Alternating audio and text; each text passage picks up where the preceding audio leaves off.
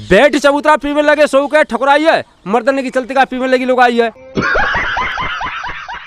पहले सभी बुजुर्ग उठ कर के पूजा पाठ करा करते थे, ध्यान धनी का धरते थे। अब तो हर हालत में हुक्के की सफाई है, हुक्के ने धूम मचाई है, मत भारत की भरमाई है। Wow, beautiful. हुक्के ने धूम मचाई है, मत भारत की भरमाई है। हुक्के ने धूम मचाई है, मत भारत की भरमाई है।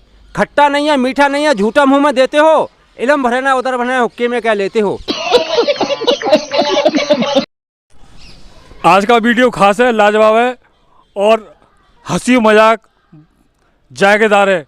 अभी सुनते हैं चुटकुला या कहानी, ऐसे लाजवाब आपको जो है बिल्कुल खुश कर देंगे। भैया राजकुमार भैया यहाँ आओ, कुछ सुना दो बढ़िया बढ़िया चुटकुले, हमारे जो दर्शक हैं और सुनने वाले हैं, श्रोता हैं, खुश हो जाएं। सभी महानुभावों से मेरा निवेदन है कि मैं आपको अपनी टूटी फूटी भाषा में, एक घमारू भाषा में, एक नशा का जो प्रचलन चल रहा है उसके ऊपर थोड़ा सा आपको एक चुटकुले के रूप में बताना चाहता हूँ। जिसमें कोई त्रुटियाँ हों उन्हें क्षमापूर्वक माफ़ कर देना और अपने छोटे भाई और बड़े भाई की तरीक़ा से सुनना। भाई, हुक्के ने धूम मचाई है, मत भारत की भरमाई है। हुक्के ने धूम मचाई है, मत भारत की भरमाई है। खट्टा नहीं है, मीठा नहीं है, झूठा मुंह में देते हो। इलम भरना उधर भरना, हुक्के में क्या लेते हो। बैठ चबूतरा पीने लगे सो के ठकुराई है, मर्दने की चलती का पीने लगी लोग आई है। काम का हर्जा, जेब का खर्चा, काम की पड़ी तबाही है, हुक्के ने धूम मचाई है, मत भारत की भरमाई है। पहले सभी बुजुर्ग उठ कर के पूजा पाठ करा करते थे, ध्यान धनी का धरते थे। अब तो हर हालत में हुक्के की सफाई है, हुक्के ने धूम मचाई है, मत भारत की भरमाई है। तालियां तालियां तालियां। कुछ तुम भी सुनाओगे? मुंह बनाओ महाराज। हाँ सुनाइए, ध्यान किधर है बताओ। ध्यान तुम्हारा किधर है और भोले बाबा इधर है। भोले बाबा इधर है पीछे हमारे। भोले बाबा इधर राघव भैया लाखन और आयो झाड़ू दर्शन के लिए एक टॉपिक और सुना दो, अगर याद आ जाए या ध्यान हो। पहली बात तो ये है कि इस समय राम मंदिर की चर्चा बहुत चल रही है, ठीक है। मोदी जी बढ़िया काम कर रहे हैं, ठीक है। यानी प्रयागराज, इलाहाबाद, बनारस जो भी है मतलब है, और अयोध्या लाजवाब बन चुका है। अयोध्या का जो रेलवे स्टेशन है शायद ऐसा लगता है जैसे मानो एयरपोर्ट हो। उसके बारे में आप बताओ। देखो, इंसान जहाँ पहुँच जाता है वहाँ पवित्रता है, वहीं से प्रतीक होती है। पवित्र बनाने के लिए इंसान का सहयोग चाहिए। हर तीर्थ स्थान पवित्र है, मगर गंदगी कौन करता है? हम जैसे और आप जैसे अनबे के लोग। राम मंदिर जहाँ बन गया, राम मंदिर हमारे यहाँ गांव-गांव में, घर-घर में है, मगर वहाँ थोड़ा सा सहयोग रहा है।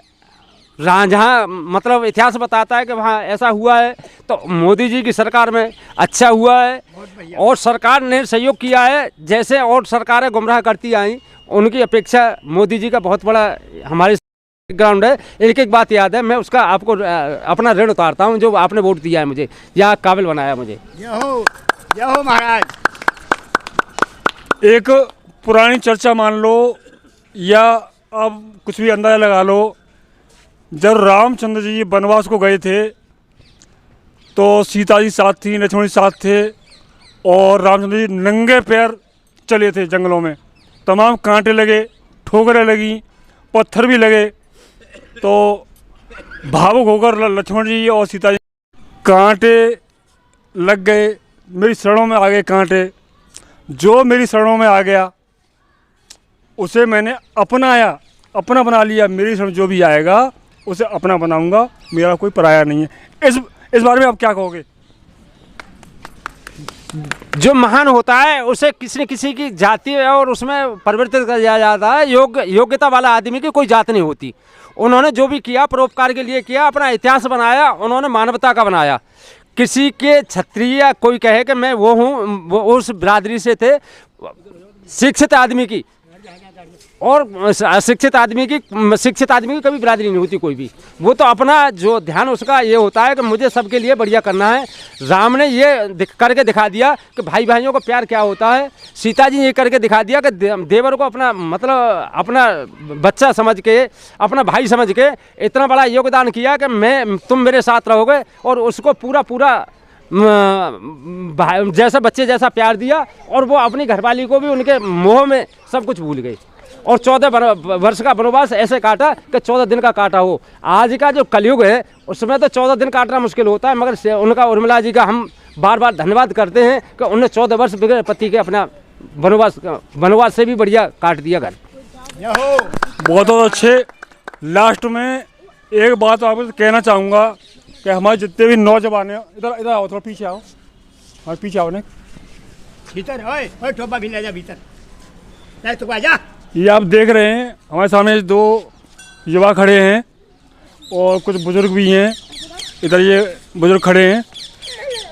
नौजवान जो लड़के हैं, शायद जितना मैं देख रहा हूँ इस ज़माने में, कि पढ़ाई पे थोड़ा ध्यान कम दे रहे हैं और क्या करते हैं कि इधर उधर घूमते ज़्यादा हैं, मोबाइल चलाने में ध्यान है ना, मोबाइल में ध्यान ज़्यादा है। चलाने में ध्यान ज्यादा है।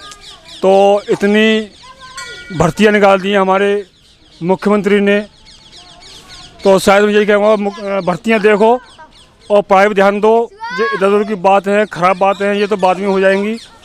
तो भैया इसके बारे में आप क्या बोले, नौजवानों क्या? देखो, हमारे यहाँ सबसे पहले हमारा कर्तव्य बनता है कि बच्चा अगर पढ़ाई में ध्यान शिक्षित है हमारा, तो उसे पढ़ाई में आगे बढ़ाइए। और बाकी जो पढ़ाई के लिए मतलब उत्साह मत करिए, ऊँची एड़ी के सैंडल पहनाने से कोई फायदा नहीं होता। एक्यूरेट लंबाई वहीं की वहीं रहती है जहाँ होती है। हमारे यहाँ 4 बीमारी हैं समाज में: जानकारी कम, बकवास ज़्यादा, ताकत कम, गुस्सा ज़्यादा, आमदनी कम, खर्चा ज़्यादा, शिक्षा कम और इच्छा ज़्यादा। हम लोग कहते हैं कि हमारा बच्चा 3 डॉट पेंसिल लगा कर घूमता, 2 डॉट पेंसिल लगा कर घूमता। जो बच्चा शिक्षित है, लिखने में कामयाब है, वो उसके लिए एक ही काफ़ी है। और नहीं तो 4 डॉट पेंसिल भी कुछ नहीं है, वो टाइम पूर्ति कर रहा है, टाइम पास कर रहा हूँ। हाँ, अपना टाइम पास कर रहा है। वो पढ़ाई की तरफ ध्यान नहीं है। आज की तरफ पढ़ाई में और लड़ाई में 2 चीज़ों में ध्यान नहीं देना चाहिए। ज़्यादा पढ़ने वाला बच्चा है, वास्तव में उसकी पढ़ाई सही है तो उसे उत्साहित करिए। बाकी उसमें एक जुल्म बना करके वो मत करिए कि बस्ता लाद और तू स्कूल जा भाई। बहुत बहुत धन्यवाद। आपने कितनी बढ़िया बात सुनी कि पढ़ाई के लिए मात्र 1 पेन ही काफ़ी है, ना कि 3 पेन दिखा के घूमना। तो ये दिखावा करना बेकार है। पढ़ाई करो, एक ही पेन से पढ़ाई चल सकती है। धन्यवाद। जय हिंद, जय भारत।